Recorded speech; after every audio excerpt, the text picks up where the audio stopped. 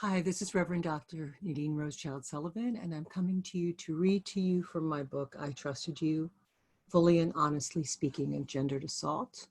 The journalist Geneva Overholzer argued that until rape is fully and honestly spoken of, the public outrage will be muted.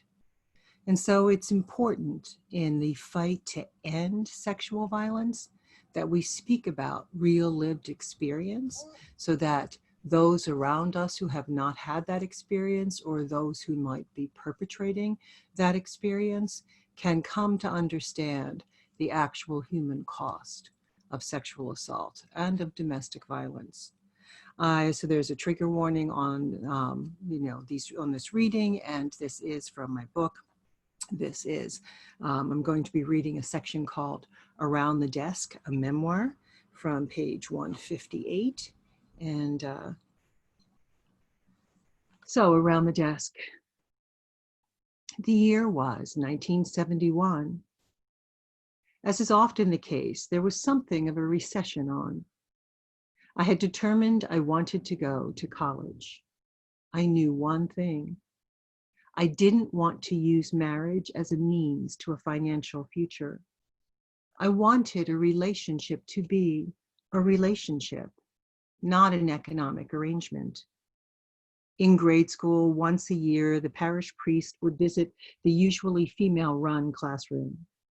At Nativity of Our Lord, we were segregated by gender. We had separate play yards for males and females. In the classroom, the boys sat in the front, arranged shortest to tallest, so they could all see the blackboard. And the females sat in the back, also shortest to tallest, so that the shortest girls sat just behind the tallest boys. No one cared if short girls could see the board. When the father made his annual visit, he invariably looked at a handful of representative boys and asked, "What do you want to be when you grow up?" He never asked a single girl. Neither did anyone else, even in the more personal world of my family. Instead, he looked at the girls en masse and declared, "When you grow up, you'll all be wives and mothers, unless, of course, you have a vocation." And he meant to the convent. At the then all-girls Archbishop Wood High School, we were encouraged to know more. We were all assigned our state requisite math, science, and history courses. And if we showed any love or aptitude for the hard sciences, we were encouraged along the college track. But the college track was relatively statistically underpopulated, with what seemed to be the mostly geekier girls from the National Honor Society. The vast majority of us were tracked toward business on the idea that we should be minimally employable while we waited for Mr. Right. In the business track, we all took typing. Beyond that, our only choice was between stenography, Greg shorthand, and transcription, dictaphone. It is an unfair underestimation, but it often feels like the only thing I learned those 4 years was to type without looking at the paper or the keys, lest the wrath of the typing nun fall hard on my bare knuckles through the wood of her yardstick. Thanks to Wood, I can still type with my eyes closed, though I was only ever fast or accurate enough for the typing pool, not executive secretary material. So I had grown up with the social expectation that, like my mother and grandmothers before me, some future man's financial coattail was the tail of the comet I should ride to sustenance for myself and my children, and my security for old age. I don't recall that I gave that expectation much thought, at least until the end of high school. Instead, I turned my grade school and high school attentions to inventive ways to get out of doing my homework, or to escaping the boredom of my mundane life through the adventures to be found in novels, or to writing love poetry, reams and reams of love poetry. I was so devoted to homework avoidance that by the end of high school, my GPA was an underwhelming 2.5, indubitably unworthy of any form of scholarship. Nevertheless, I had discovered feminist literature. The reclaimed histories of great women of the past and the tracts and manifestos of a new generation of feminist activists and theoreticians, and I had come to a critique of the marriage for money model. Suddenly, belatedly, I wanted a career, and I wanted to go to college. So I dutifully took my SATs and with anticipation immersed myself in college catalogs and filled out my application forms. My father was our family mailman. It was to him that we gave all outgoing letters and from him that we received such mail as came in. As I made my choices and finished my college applications, I gave them to him to mail, then went back to my reading on the living room couch. He rose, importantly, from his workstation at the dining room table and strode to the couch. He cleared his throat in the way he always did before making an ex cathedra pronouncement from the papal chair of Cornelius. No doubt, I looked up as he stood towering over me. With a pregnant pause between each sentence, he declared, "I'll mail these for you, but you need to know this. Your brothers need my help. They'll have families to support someday, but you're a girl. You'll get married and have children. You needed your education until now because you may become the mother of sons, but college for a girl would be a waste of my money. It would not be a sound investment. I'll mail these for you if you want me to, but you have to understand, you'll have to work to pay the tuition. You don't have the grades for a scholarship, and I make too much money for you to get financial aid. Understand, I won't even lend you the money." My protest about not wanting to marry for subsistence, about wanting a career, about needing a degree in literature or writing, fell into his grandmother's antique Oriental carpet. And so he mailed my applications, and I set about trying to earn my own college tuition. From the schools that accepted me, I chose between the two local and more affordable state schools, so I could save money by living off campus at home. And I hit the pavement, job hunting with a vengeance to earn my tuition for my freshman year at Penn State Ogons. The want ads, like my grade school play yards and my high school itself, were also sex segregated. Separate columns declared help wanted male and help wanted female, and the pay differential was huge. My brother, 1 year ahead of me and already at Temple University, had found a job moving furniture and driving a moving truck. He was able easily to afford his in-state tuition and more. The jobs in the female column paid poorly. With my skill set, after a few mediocre results on the typing test, the best I found was waitressing, cleaning, or doing credit collections at a tire store. I took credit collections. I averaged $25 a week. At first, the owner scheduled me during normal business hours, and I gained a reputation for being very successful at collections. I was so understanding of customers' misfortunes that they ended up wanting to pay me, and often sent someone around with a partial payment or cut a check for the mail as soon as they got off the phone. As the weeks passed, under the guise of needing me to take shorthand, the boss began to call for me to join him in his office. Soon I was listening to his stories about his wife, who apparently, because she was pregnant, never gave him any. And then, as the air filled with the impending sense that he was about to make his move, I found myself navigating around the desk in his cramped, oily, tire-smelling office to reposition myself in a safer location. Deftly, I would turn the conversation back to the business letter at hand, then scoot out of his office and back to my more open cubicle to type the letter that had only been a ruse to command my presence in his office. One day when I arrived on schedule, the store was closed. The boss, however, was there, and I was to go on and make my collection calls as usual. A short time later, he said he had a business meeting to attend, just a few towns up the road, and he would need a stenographer for the meeting. Despite my hesitation, I got into his car. We drove about an hour when he turned into a motel. He led the way to a conference room on site. I recall there was an actual meeting, and I did take shorthand. I began to let my guard down.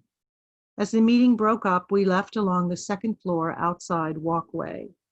Suddenly, he stopped, inserted a key in a lock to his left, and gripping my arm, stepped inside a standard bedroom. I guess I let myself be pulled inside. I remember being outside. I know I ended up inside. I'm not sure I took the steps forward. It's possible I was lightly dragged, but I was inside when the door closed behind him. Working swiftly, he began to pull off his coat and tie and shirt. He should not have worked quickly. I remember his face bore a striking resemblance to Paul Sorvino, and his body to the height and girth of Danny DeVito. I remember the protruding round white calcium deposits that outline the semicircles just below each of his puffy lower lids, and the Robin Williams-like hairiness of his upper torso and back, with which I was suddenly, dramatically confronted. He was talking about his wife again and starting to wrestle with my clothes. I backed away. So did he. He lay across the bed talking. He was talking about my job, about my plans for college, about my need for tuition money. He undid his zipper. His penis sprang free, erect within its nest of hair. I remember thinking, I can't do this. I remember thinking, I'm going to lose my job. I remember thinking, I could never be a prostitute. I just can't. I was still all but a virgin. I remember thinking, I have a weak stomach. I can't sleep with someone who repulses me. I can't sleep with him for this job, for money. I remember thinking, I'm 17. He's 45. I told him to take me home. He got up, and in a desperate attempt to persuade me, pressed up against me, trying to get me at least to give him a blowjob. I walked to the door. I guess I should be grateful he let me. He zippered his pants, gathered his shirt and coat, and followed me out into the sunlight. Silently, he followed me down the walkway, down the concrete and steel stairs to the parking lot, back to his car. On the ride back to the tire store, 2 or 3 times he grabbed my hand to put it on his crotch. I wrenched it back and pressed myself hard against the far door.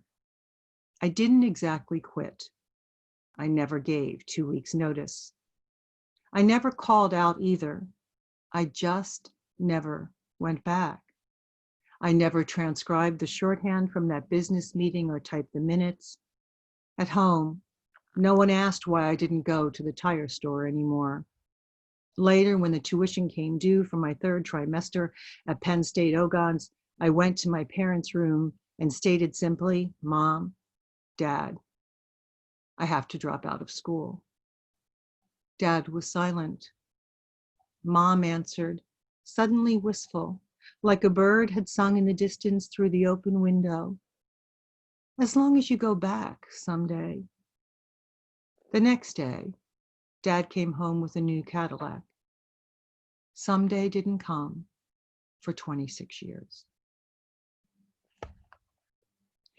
When we talk about sexual harassment in the workplace or in educational institutions, almost every female undergraduate in a classroom, in classrooms I've taught across a decade and a half, knows what I'm talking about, has had some level of the experience.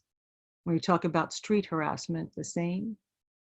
But when we talk about harassment in the workplace, a short time back, politically, there were hearings to confirm or disconfirm Kavanaugh from becoming a Supreme Court justice, and Dr. Christine Blasey Ford testified about the ways in which she had been assaulted by him, or allegedly.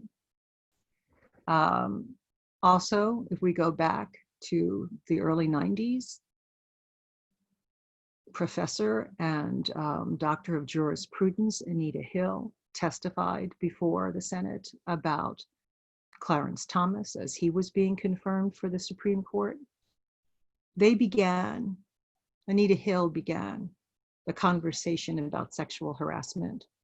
That conversation that she began that day while It did not keep Clarence Thomas from being confirmed to the Supreme Court.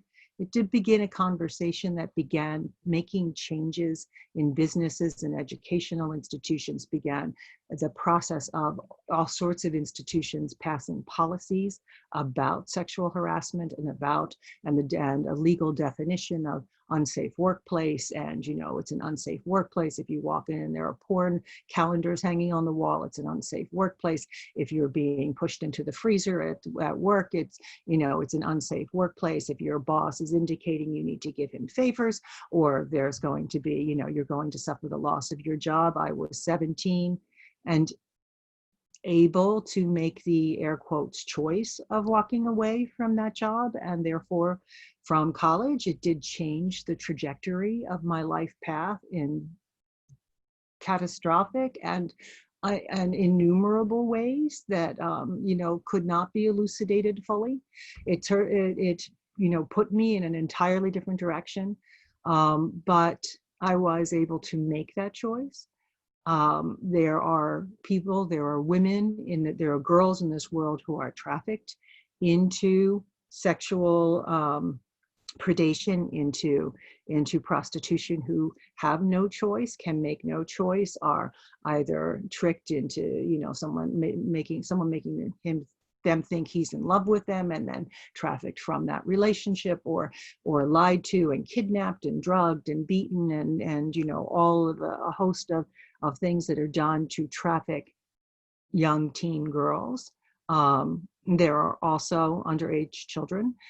There are also ways in which there are women, and so those girls grow up to be women, may continue that work, though generally speaking, overwhelmingly, the person who is trafficked or who is pimped out does not make money, right? Is not making money. That's not where the money's going. The owner is making the money. But in that other space of sex work and the conversation about whether some women choose this as an empowering way to make a living. I'm casting no aspersions by the fact that my reaction that day as a 17-year-old was that I could not sleep with him. And I was fortunate that day that I was able to get out of that hotel room, because or motel room, it truly could have been a violent penetrative assault, and I got out of there, and I was fortunate in that time. But I'm casting no aspersions on the women whose level of poverty or whatever is, not saying that somebody who's got to feed their children and who's starving isn't in a position, whatever, to be in those positions. I am saying that this is something that overwhelmingly happens to women and to underage girls, and sometimes to underage boys, but this is an ongoing abuse, and it is epidemic and rife through our employment situations. And one of the biggest issues ideologically for this is that part of the issue that tire store owner, manager, whatever his actual position was in the company, but my boss, part of the issue he had in that space was he couldn't, well, one, he wasn't good at taking no for an answer, because my scooting around his desk time after time as he began to tell me about his wife, and they always had the same wife, all of these men that were like that. She never gave them any. But as he's telling me, those stories, and I'm scooting away, my body language was quite clear. My attitude was quite clear. And then in that motel room, I was being quite clear, right? And so in all of that space, part of it is the overriding of someone else's no. And another big piece of the underlying part, the underlayment of why you would override, of why he would override what was clearly an indication that this child, this teen, I had not yet graduated high school, and I had not yet turned 18, that the 17-year-old didn't want him, which, when you're 45, you should get that. I mean, I think I looked pretty good at 45, but that didn't mean any 17-year-old was, in my purview, right? Or I was in theirs. So there's age appropriateness in, whatever we think of ourselves. We do need to date within a reasonable range of age, and that is altered across time. But clearly, 17 and 45 doesn't work. And in that space, part of his issue was, and part of the big issue is adult men seeing teenage girls as if they're adult women. And you'll often hear that conversation. So politically in the world at this present time, we're hearing about Jeffrey Epstein, and we're hearing about the victims that he had. And Ghislaine Maxwell has been arrested and is currently in jail in New York City. And we keep hearing about their victims as women, but they're not women. They weren't women. They're women now. Years have passed. They're women now. And for some of them, I'm sure he had teenage victims right up until the end. But they're, at the time of the initiation of victimization, they averaged 14, maybe 13, 15. They were young. They were pubescent. So we call it hebephilia instead of pedophilia. They were pubescent instead of prepubescent. They had hit puberty. But when a child hits puberty, she is not a woman. Her mind is underage. And that is one of the things that we need to begin to comprehend in this culture, is that teenage girls, underage girls, there's a reason for ages of consent. Some states have ridiculously low ages of consent. We know from a psychological perspective that the teenage girl's mind is not developed, whether she thinks she wants him or not, whether he's got her convinced she wants him, whether she thinks she's in love and she thinks he's handsome and moneyed, whatever. I mean, if this guy had been less gross, it did, and had persuaded me to fall in love with him, I still had a child's mind. I was not cognitively adult. And we need to recognize that. We need to strengthen and keep our statutory rape laws. We need to recognize that underage girls are, if they are being trafficked, if they are being sold, even native-born local girls being sold by their boyfriends, air quotes boyfriends, if we are having that conversation, we need to stop calling her a prostitute and start calling him a trafficker. We need to put the blame where it goes, on the John, not on the victim. And so, that's just across the board. If someone's underage, they're underage. And our legal system needs to treat underage girls who are being sold, for whom some man is making money, or in the case of Ghislaine Maxwell, in which some woman as a madam is making money. Whatever that role is, it's not, she's a child. There was an actor, I believe his name was Stephen Collins, but don't hold me to that. He played the father in a television show called Seventh Heaven. And he was playing the part of an ordained minister, and they had these kids, and it was this lovely, very white bread, very middle class, very American family, and very Christian family. And I watched that show avidly in the years that I was Pentecostal, and I was a Pentecostal pastor, and this show's on, and I'm like, oh, look at this, and have my kids watch this show. We're watching this show, and it came out, his demise. So the man who played the father in Seventh Heaven, his demise was in his divorcing of his wife. She had become aware that he had exposed himself on numerous occasions to 10-year-old girls, to little girls, prepubescent girls. And so he would just, pull out his genitals and expose himself.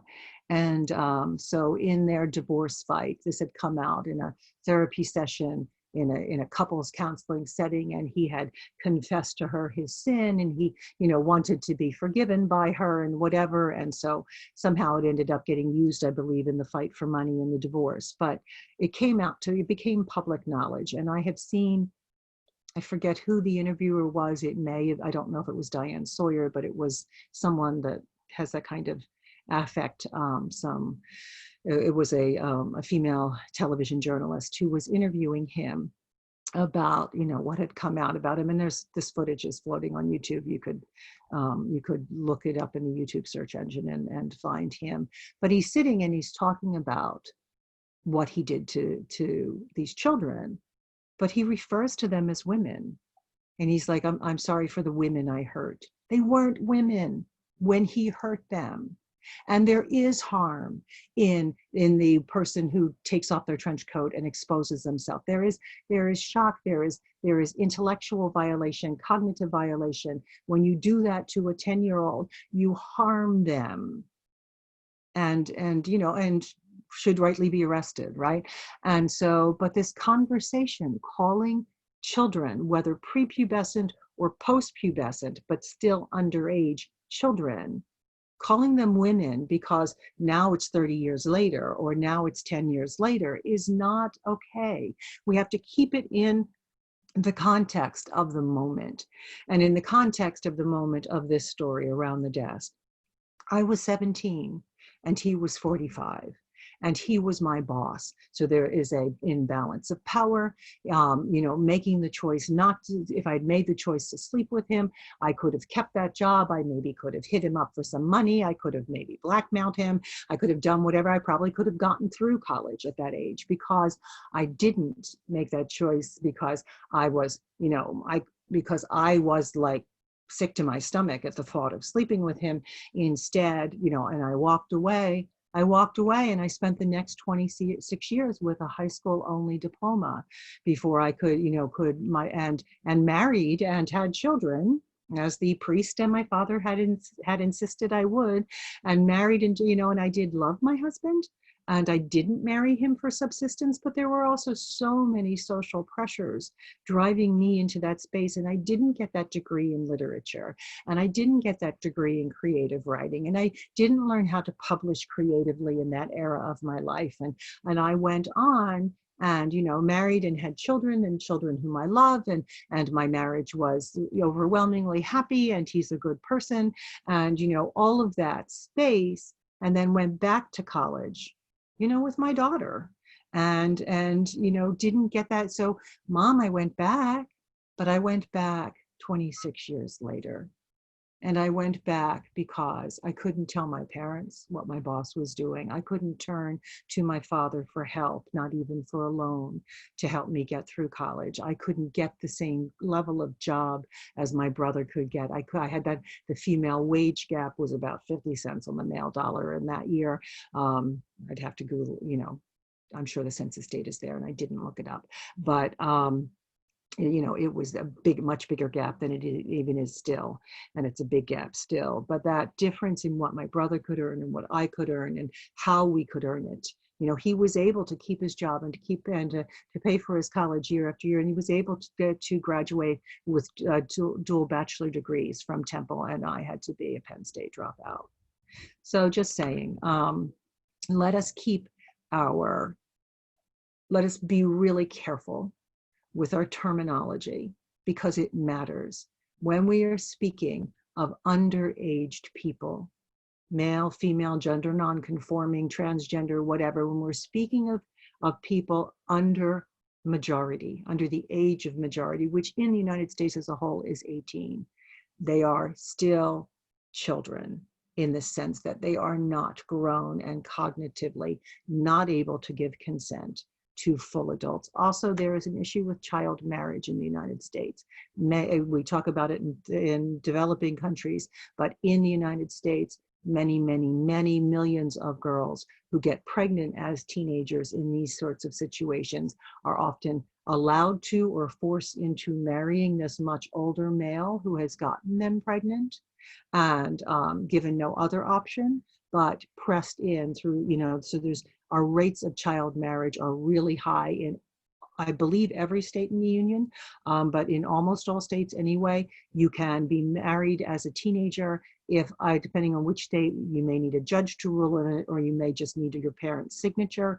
But oftentimes in religious families, The girl ends up pregnant. The guy's 25, 35, 40, but he's promising to take care of her. She has been, come to the place where she thinks she's in love, or she doesn't, whatever. She's pregnant, too bad. And so you made your bed and lie in it. And then, being allowed to or forced to marry, however that goes down, they're too young. People under the age of majority are not grown. Thank you for your attention. Thank you for your attention to this issue. And my sincerest solidarity with every one of us who's listening, whatever time and place you're listening to this, who have been through the experience of being sexually harassed in the workforce or in an educational setting, whether or not you were underage or adult, because adult women also experience pressures to, and I knew of a gay man who was being sexually harassed in an administrative position in an institution. And so and in that case, there was a female perpetrator. So it is, whatever you're going through and, or have been through, those of us who have survived this also, you have our heartfelt solidarity. Thank you.